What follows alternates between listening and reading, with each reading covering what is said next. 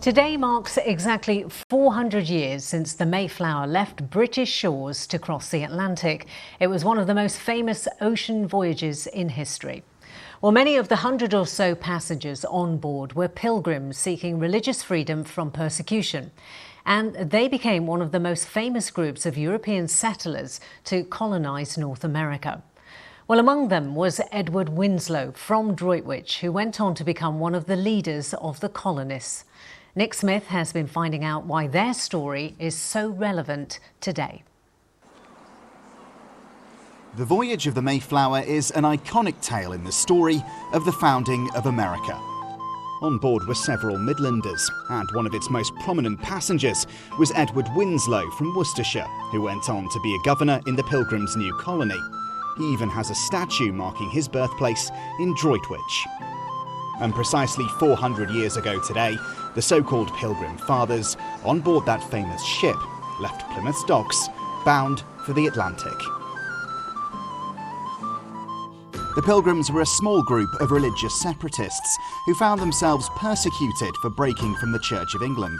Many fled to Holland in the 1600s, but eventually some were keen to leave Europe entirely and set up a new community on a new continent to practice their faith. While they weren't the first Europeans to colonise the east coast of North America, experts at this museum in the Pilgrim Heartlands tell me why they think the Pilgrim story is so prominent in the age of discovery. They were fleeing primarily for religious freedom rather than just to make money and then go again. They were trying to build a new life and a new community, and they did that partly through the Mayflower Compact, where they decided how they would govern themselves. And that's really been seen to echo through into the American Constitution and even the Bill of Human Rights. Those on board the Mayflower were known as the Saints and the Strangers, as it wasn't only religious separatists who were on board.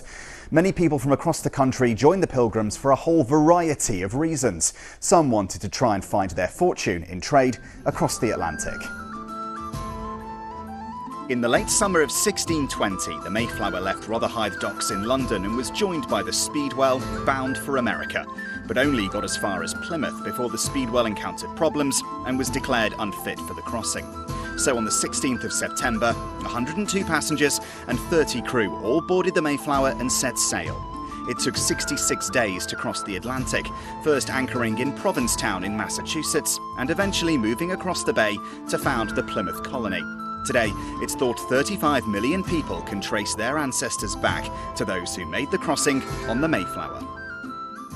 And if you look at the greater settlement of Plymouth Colony, including those who might have come on the Mayflower but couldn't make it over because the second vessel, the Speedwell, sprang a leak, you're talking about maybe 100 million people. Presidents of the United States have been descended from the Pilgrims. Various inventors, celebrities, you name it. So it has enormous ramifications.